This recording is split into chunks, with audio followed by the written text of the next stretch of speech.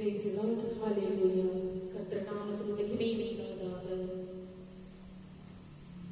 December மாதம் 1ஆம் தேதி, இந்த வருடத்தின் கடைசி மாதம் 1ஆம் தேதி, நாம் அனைவரும் ஆண்டவருடைய சன்னிதானத்தில் நாம் சென்று அவரை நாம் உள்ளத்தின் ஆழத்திலிருந்து துதிக்கும் பொழுது கர்த்தர் நம்மை ஒவ்வொருவரையும் பார்த்து ஆசீர்வாதத்தை நமக்கு கொடுப்பவர் அவர் ஒருவர் தாமே.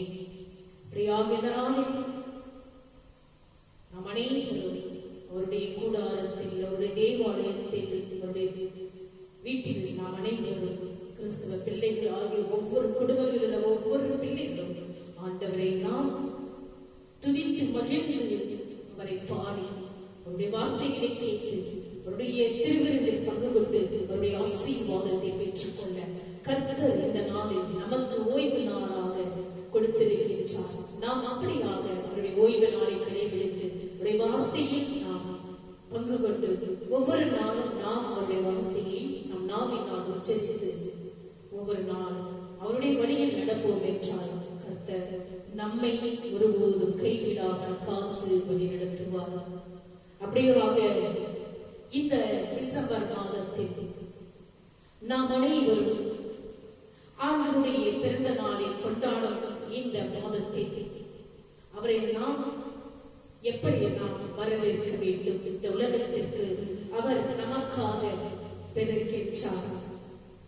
நம் பாவங்களை ஏற்றுக்கொண்டு மறித்து மீண்டும் உயிர் பெற்றிருக்கின்றார். அப்படியாக இந்த பிறப்பின் மாதத்தில் நாம் அனைவரும் ஒவ்வொரு குடும்பங்களிலும் அவரை நாம் வரவேற்க நாம் கடமைப்பட்டிருக்க வேண்டும். அவருடைய பிறந்த நாளை நாம் ஆரவாரத்தோடு மகிழ்ச்சியோடு நாம் அவரை துதித்து மகிழ்ந்து நாம் அவரை வரவேற்க வேண்டும் என்று இந்த நாளில் கர்த்தர் உங்களையும் என்னையும் ஆர்வத்தோடு அவர் காத்துக் கொண்டிருக்கின்றார். அப்படியாக இந்த நாளில் 1 சாமுவேல் 2ஆம் அதிகாரம் 1ஆம் வசனத்தில் நான் கொடுக்கின்றேன். என் இருதயம் கர்த்தருக்குள் களி கூறுகிறது, என் கொம்பு கர்த்தருக்குள் உயர்ந்திருக்கிறது, உம்முடைய ரட்சிப்பினாலே சந்தோஷப்படுகிறேன். வார்த்தைகளை படித்து பயன் பெறுங்கள். என் இருதயம் கர்த்தருக்குள் களி கூறுகிறது, என் கொம்பு கர்த்தருக்குள் உயர்ந்திருக்கிறது, உம்முடைய ரட்சிப்பினாலே நான் சந்தோஷப்படுகிறேன் என்றார். அன்னாளின் பாட்டும் வேதத்தில் இடம் பெற்றிருக்கிறது. மலடியாயிருந்து தாங்க முடியாத சிந்தனைகள், நிந்தனைகளையும் அவமானங்களையும் சகித்து அவள் ஒரு நாள் கர்த்தருடைய பாதத்தில் வந்து தன்னுடைய உள்ளத்தை ஊற்றி ஜெபிக்க அவள் தீர்மானித்தாள். அன்னாள் என்பவர் அதன் விளைவாகவே தீர்க்கதரிசி ஆகிய சாமுவேல் பிறந்தார். அன்னாளுக்கு அந்த நன்றியுள்ள அன்னாளின் இருதயத்தில் இருந்து ஒரு அருமையான பாடல் எழுகின்றது. இது ஒரு தீர்க்க தரிசன பாடலும் கூட. இந்த பாடல் 1 சாமுவேல் 2ஆம் அதிகாரம் 1-10 நீங்கள் வாசித்து பாருங்கள். அதில் காணும் வேத பகுதியில் எவ்வாறு அடங்கியிருக்கிறது என்று நீங்கள் படித்து பயன்பெறுங்கள். அன்னாள் என்ற வார்த்தைக்கு கிருபை என்று பெயர். அன்னாள் என்ற வார்த்தைக்கு கிருபை என்று பெயர். சாமுவேலுடைய தாயார் பெயர் அன்னாள். அந்த அன்னாள் என்ற பெயர் வார்த்தைக்கு அர்த்தத்திற்கு கிருபை என்று பெயர் பெற்றிருக்கின்றன.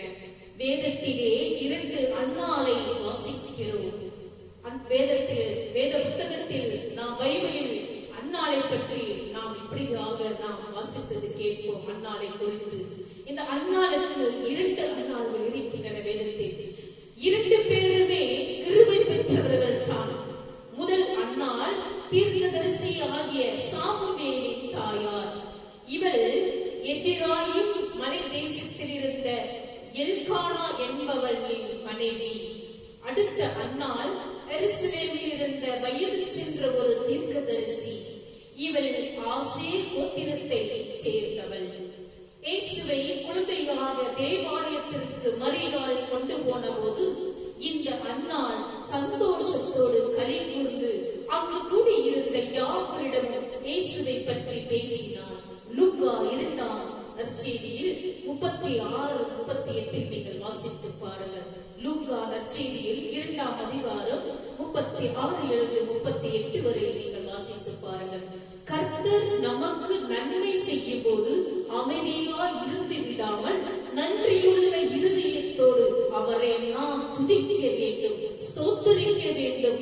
நாம் இப்படியாக அவரை துதிக்கும் பொழுது, ஸ்தோத்திரிக்கும் பொழுது நாம் அனைவரும் ஒவ்வொருவரும் கடமைப்பட்டிருக்கிறோம். அவர் செய்த சகல உபகாரங்களையும் மறவாதே என்று தாவீதானவர் தன் ஆத்துமாவோடு பேசினார். உங்களுடைய வாழ்க்கையில் துதி ஸ்தோத்திரங்கள் உண்டா? கர்த்தரை பாடி துதிக்கக்கூடிய இருதயம் உண்டா? சிந்தித்து பாருங்கள். ஒரு மனிதனுடைய ஜெபத்திலே விண்ணப்பங்களும் வேண்டுதல்களும் இருந்தால் போதாது. நன்றியை தெரிவிக்கும் வகையில் நமது உள்ளத்திலும் உதட்டிலும் ஜெபத்திலும் அதிகமான துதி இருக்க வேண்டும், அதிகமான ஸ்தோத்திரங்கள் இருக்க வேண்டும். துதித்து ஸ்தோத்தரிக்கிறவர்களே கர்த்தரிடத்திலிருந்து பெரிய ஆசீர்வாதங்களை பெற்றுக் கொள்வார்கள். அந்நாள் துதித்து தேவனுடைய கிருபையை பெற்றுக் கொண்டதை வேதத்தில் பார்த்திருக்கிறோம். உலக பிரகாரமான மலட்டுத்தன்மையை பார்க்கிலும் வேதனையானது ஆவிக்குரிய மலட்டுத்தன்மையாகும். கர்த்தருக்கென்று நீங்கள் எத்தனை ஆத்துமாக்களை பெற்றிருக்கிறீர்கள்? அப்போஸ்தலரான பவுல், கிறிஸ்து உங்களிடத்தில் உருவாகும் அளவும் உங்களுக்காக மறுபடியும் கர்ப்ப வேதனை படுகிறேன் என்று கலாத்தியர் 4ஆம் அதிகாரம் 19 வாசித்து பாருங்கள். தேவ பிள்ளைகளே, கிறிஸ்துவானவர் மற்றவர்களில் உருவாகும்படி கர்ப்ப வேதனையோடு மன்றாயிருக்கிறீர்களா? அன்னாளின் வயிற்றிலே தீர்க்கதரிசியை தோன்றச் செய்த ஆண்டவர் உங்கள் கர்ப்ப வேதனையின் பலனாக ஜெப வீரர்களை எழுப்புவார். உன்னதமான தேவனுடைய ஊழியக்காரர்களை எழுப்புவார். தீர்க்கதரிசிகளை எழுப்புவார். கர்த்தர் கொடுக்க போகிற ஆயிரமான சாமுவேலுக்காக தேவனுக்கு நன்றி செலுத்துங்கள். அவர் சிறியவனை புழுதியில் இருந்து எடுத்து எளியவனை குப்பையில் இருந்து அவர் எடுக்கின்றார். அவர்களை பிரபுக்களோடு உட்காரவும் மகிமையுள்ள சிங்காசனத்தை சுதந்தரிக்கவும் பண்ணுகிறார். 1 சாமுவேல் 2ஆம் அதிகாரம் 8 நீங்கள் வாசித்து பாருங்கள்.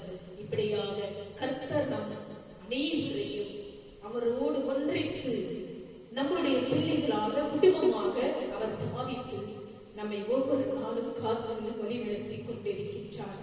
அப்படியாக இந்த நாளில் நம் அனைவரும் ஆண்டவருடைய பார்வையில் இந்த ஆராதனையில் நாம் அவரை நோக்கி கூப்பிடும் பொழுது கர்த்தர் உங்களையும் என்னையும் அவர் ஆசீர்வாதத்தை பொழியச் செய்கின்றார். அப்படியாக நாம் ஒவ்வொருவரும் ஆண்டவரை அவருடைய சன்னிதானத்தில் தேடும் பொழுது நமக்கு இன்பமான ஆவியை அனல் உள்ளதாக்கும், ஆத்மாவின் தாகம் அது தீர்க்கும். அவர் நம்மை ஒவ்வொரு நாளும் வளர்த்த காரியத்தை நமக்கு கொடுப்பார். உன்னத தேவனின் பிரசன்னம் நம்முடைய ஒவ்வொரு கரங்களிலும் உயர வேண்டும் என்று இந்த நாளில் ஆண்டவரை நோக்கி நாம் துதித்து பாடுவோமாக.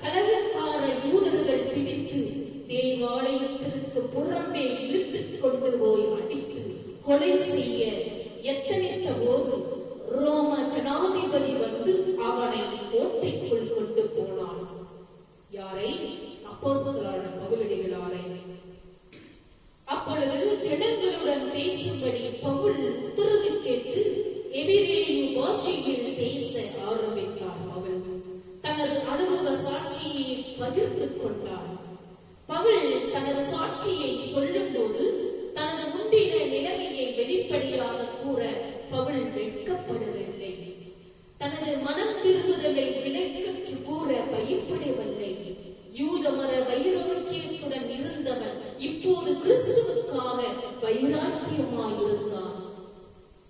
சாட்சியாக இருக்கும்படி கிறிஸ்து தன்னை முன்னேயே தெரிந்து கொண்டார் என்ற செய்தியை வெளிப்படுத்த தயங்கவில்லை பவுலடிகளார்.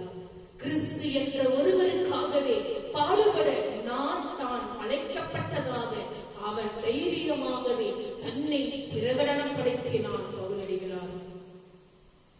புறஜாதிகளுக்கு பிரசங்கத்தான் என்பதே யூதர்கள் அவனை வெறுப்பதற்கு உண்மை காரணம் என்று பவுல் அறிந்து, புறஜாதிகளிடத்திற்கு செல்வது என்பது தனது சொந்த கருத்தல்ல, அது கர்த்தருடைய கருத்தாகும் என்பதை அக்கூட்டத்தினர் புரிந்து கொள்ள வேண்டும் என்று பவுல் விரும்பினார்.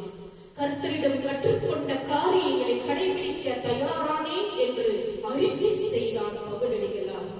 தமஸ்குவுக்கு செல்லும்படியான கட்டளை கொடுக்கப்பட்டது. அவனுடைய விசுவாசத்தை கர்த்தர் உடனடியாக சோதித்தறிந்தார். பயந்து போயிருந்த தனது கூட்டாளிகளால் கைலாகு கொடுத்து வழிநடத்தப்பட்டு தமஸ்குவிற்குள் தள்ளாடி நுழைந்தான் பவுலடிகளார். சவுல் யாரிடமும் பேசவில்லை. நண்பரின் வீட்டில் தங்கியிருந்து தன்னை தனிமைப்படுத்திக் கொண்டார். உபவாசித்து ஜெபம் செய்தான். கர்த்தரிடம் நெருங்கி சேருவதற்காக தன்னை அனுதின வாழ்வின் நடவடிக்கையில் இருந்து பிரித்துக் கொண்டார்.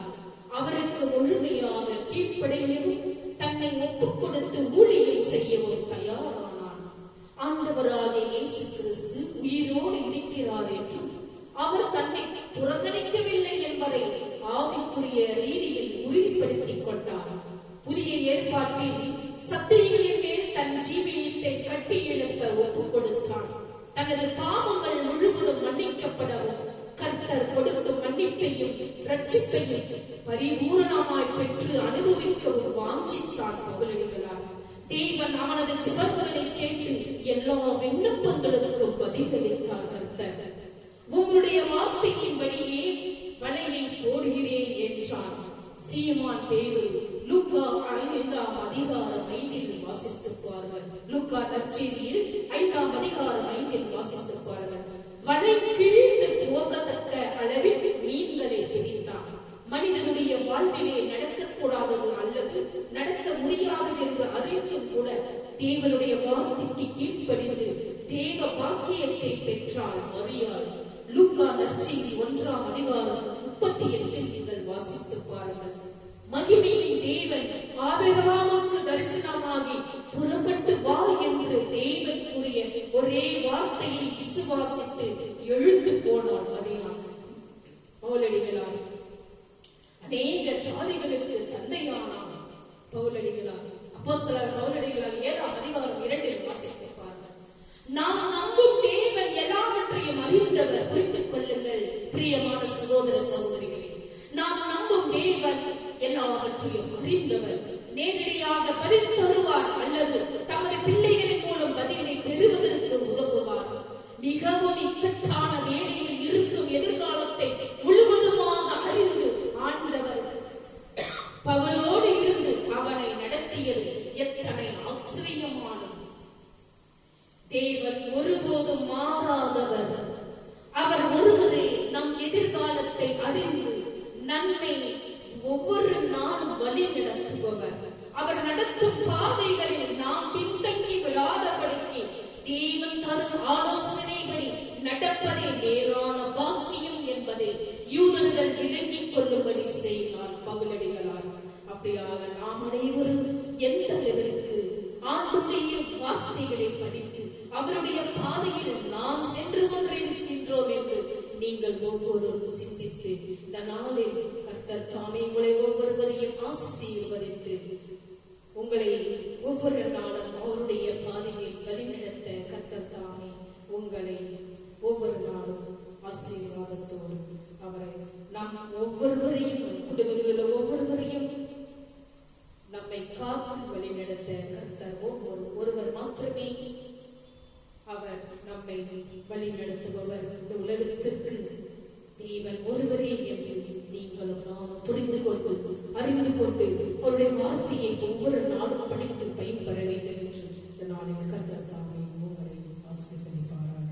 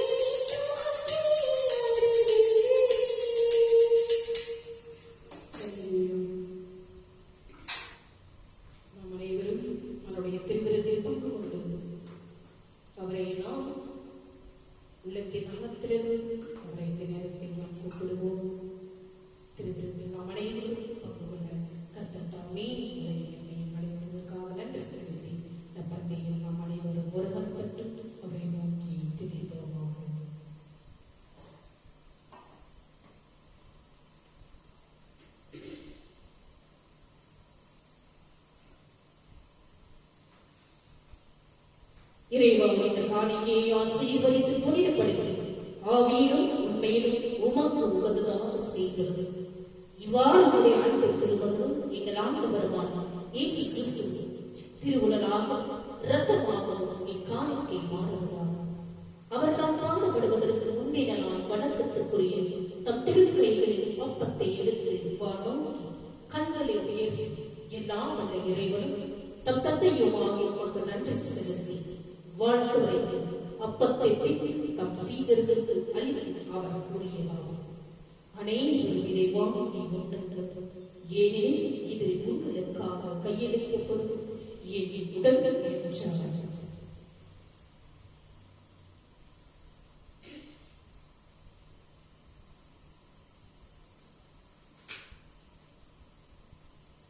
அவனமே ஒருவர் நேர்ப்பில் மகிமை மிகுந்த இக்கிண்ணத்தை வணக்கத்துக்குரிய தம் திருக்கைகளில் எடுத்து மீண்டும் உமக்கு நன்றி செலுத்தி வாழ்த்துரைத்து தம் சீடர்களுக்கு அளித்து அவர் கூறியதாகும். அனைவரும் இதை வாங்கி பருகுங்கள், ஏனெனில் இது புதிய நித்திய உடன்படிக்கைக்கான என்றது. இது பாவ மன்னிப்புக்கேற்று உங்களுக்காகவும் எல்லாருக்காகவும் சித்தப்படும். இதை என் நினைவாக செய்யுங்கள் என்றார். நம் அனைவருமானுடைய தந்தையின் ஒருவனப்பட்டு பகிர்வோமாக.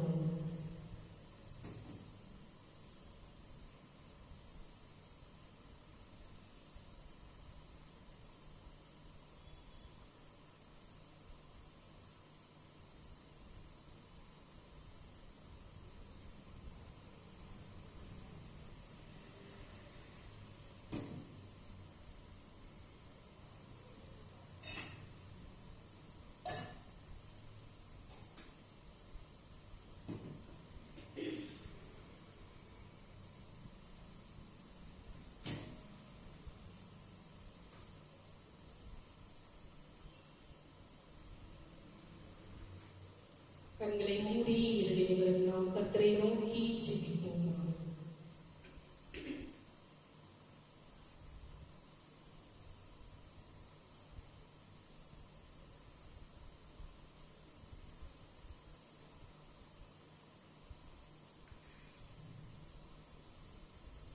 சர்வவல்ல தேவனே, இந்த ஞாயிற்றுக்கிழமை காலையில் உமது ஆசீர்வாதங்களை முழுமையாக பெற எங்கள் இருதயங்களை திறக்கிறோம்.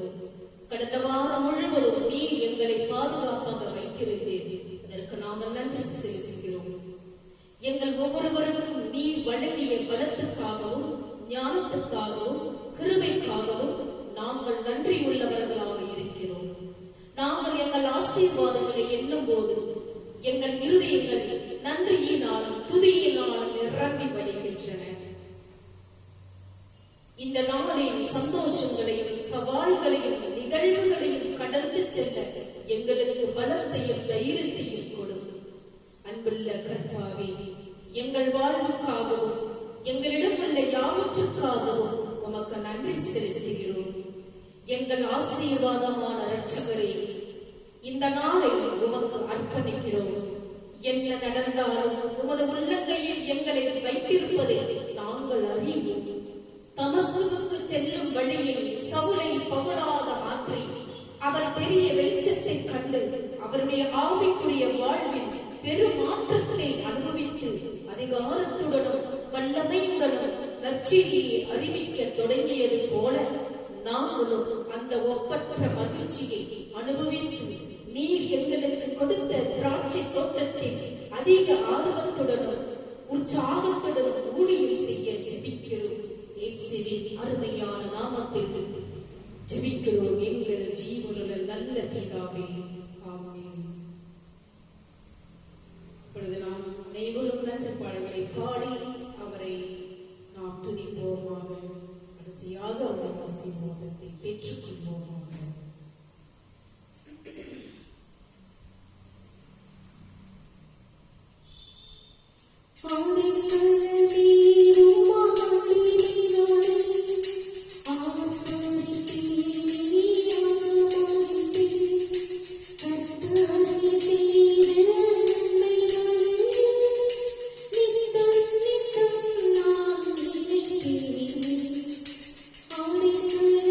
Thank you.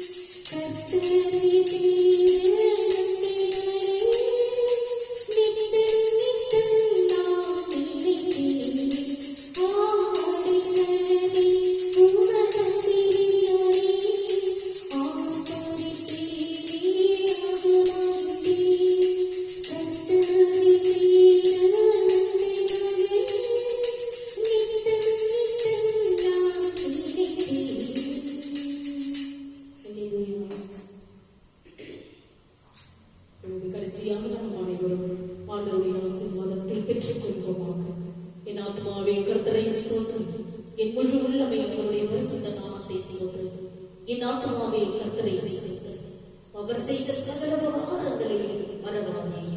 நாம் அனைவரும் தலைவணங்கி அவருடைய ஆசீர்வாதத்தை பெற்றுக் கொள்வோமாக. நம்முடைய ஆண்டவராகிய இயேசு கிறிஸ்துவின் கிருபையும் பிதாவினுடைய அன்பும் பரிசுத்த ஆவியினுடைய அன்புடைய ஐக்கியமும் நம்முடைய குடும்பத்தோடு யாரெல்லாம் இந்த யூடியூப் சேனலை பார்த்துக் கொண்டிருக்கின்றார்களோ ஆண்டவருடைய வெளிச்சமானது உங்கள் மேல் பிரகாசமடையத்தக்கதாக, ஆண்டவர் வருவற்றும் உங்கள் மேல் சந்தோஷம் சமாதானம் என்றென்றும் நிலைத்திருப்பதாக. ஆமென். May God bless you. ஆண்டவர் உங்களை ஒவ்வொருவரையும் ஆசீர்வதிப்பாராக. ஆமென்.